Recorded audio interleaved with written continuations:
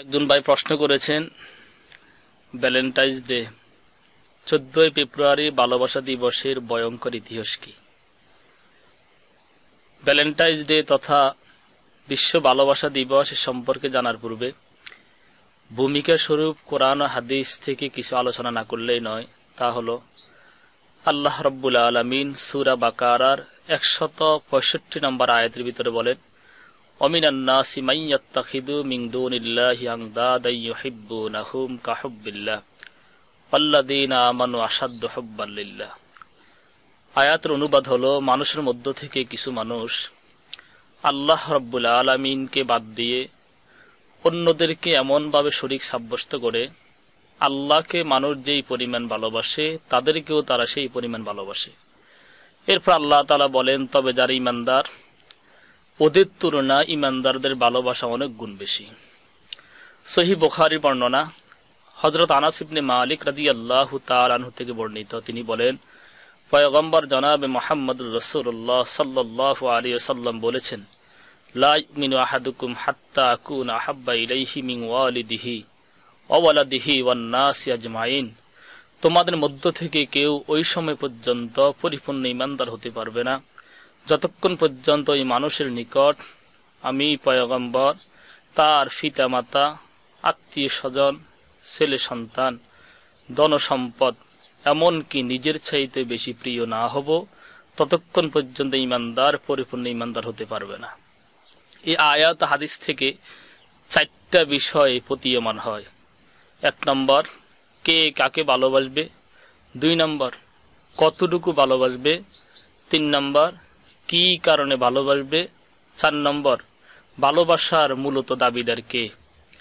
এরপরে আমি যদি ভালোবাসাকে ভাগ করি তাহলে ভালোবাসা 3 প্রকার হয়। 1 নম্বর ভালোবাসা হলো স্বভাবজাত ভালোবাসা। 2 নম্বর ভালোবাসা হচ্ছে বিবেকসম্মত ভালোবাসা।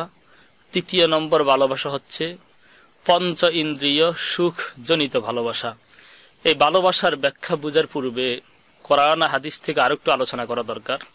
আল্লাহ রাব্বুল আলামিন সূরা আহজাবের 33 নম্বর আয়াতের ভিতরে বলেছেন, ওয়াকারনা ফি বুয়ুতিকুন্না ওয়ালা তাবাররাজনা তাবাররুজাল জাহিলিয়াতিল উলা।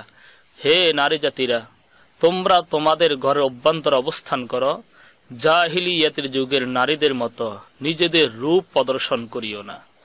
হাদিসের ভিতরে তিরমিজি শরীফের হাদিস, হযরত মুহাম্মদুর রাসূলুল্লাহ সাল্লাল্লাহু আলাইহি ওয়াসাল্লাম আলী রাদিয়াল্লাহু তাআলা আনহুকে বলেছেন, ইয়া আলী লি আলিয়্যিন লা তুতবিন নজরাতান নজরা ফাইন্না লাকাল উলা ওয়া লাইসাত লাকাল আখিরা।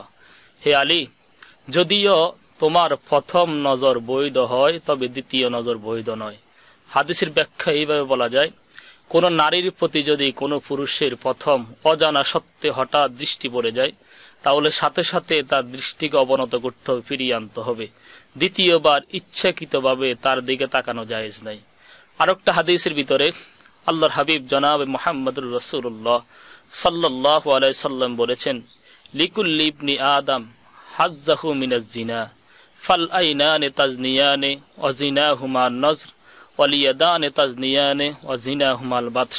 পয়গম্বর বলেন, বনি আদমের সন্তানের প্রত্যেকটা অঙ্গ প্রত্যঙ্গ জিনা করে।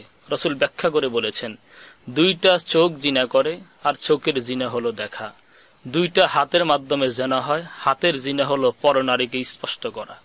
এই ভূমিকা স্বরূপ সংক্ষিপ্ত আকারে বললাম। এখন ভ্যালেন্টাইন্স ডে তথা বিশ্ব ভালোবাসা দিবস, যেটা আমাদের দেশে এবং বিভিন্ন জায়গায় মানুষ উদযাপন করে, এই ব্যাপারে ইতিহাসবিদগণ 6টা ইতিহাস লিখেছেন।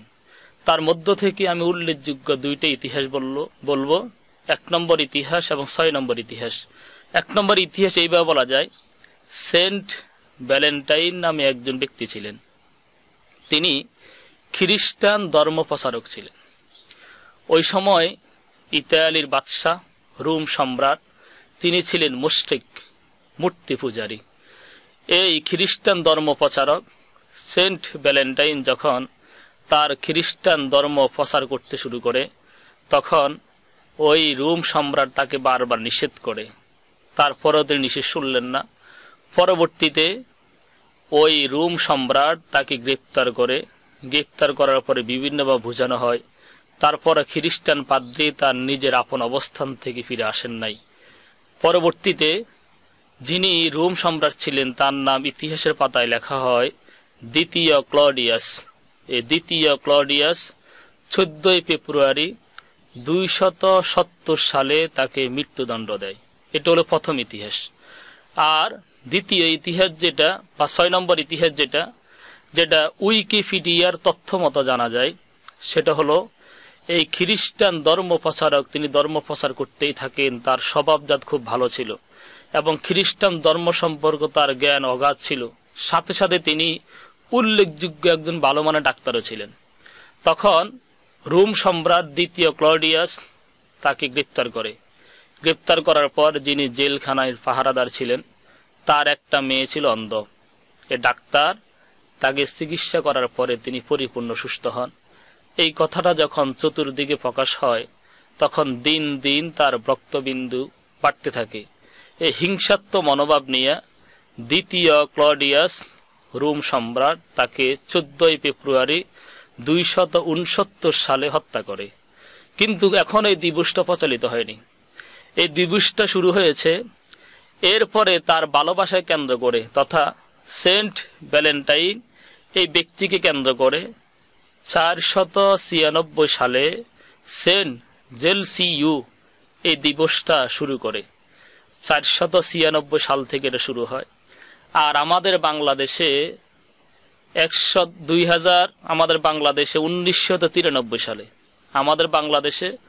1993 সালে একটা বখাটে ব্যক্তির মাধ্যমে এই ভ্যালেন্টাইন্স ডে তথা বিশ্ব ভালোবাসা দিবসটা শুরু হয়। আসলে এটা বিশ্ব ভালোবাসা দিবস নয়, বিশ্ব বেহায়া দিবস।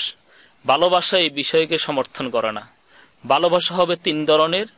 একটা হলো স্বভাবজাত ভালোবাসা, যেমন সন্তান বাবাকে ভালোবাসে, বাবা সন্তানকে ভালোবাসবে, এটা হলো স্বভাবগত সৃষ্টি, আল্লাহ তাআলা সৃষ্টি করেছেন। দ্বিতীয় নম্বর ভালোবাসা হলো বিবেকসম্মত ভালোবাসা, যেমন আমার বিবেকে বলে এই পৃথিবীতে আমার সবচাইতে দরদে ছিলেন আল্লাহর হাবিব জনাবে মুহাম্মদুর রাসূলুল্লাহ সাল্লাল্লাহু আলাইহি সাল্লাম।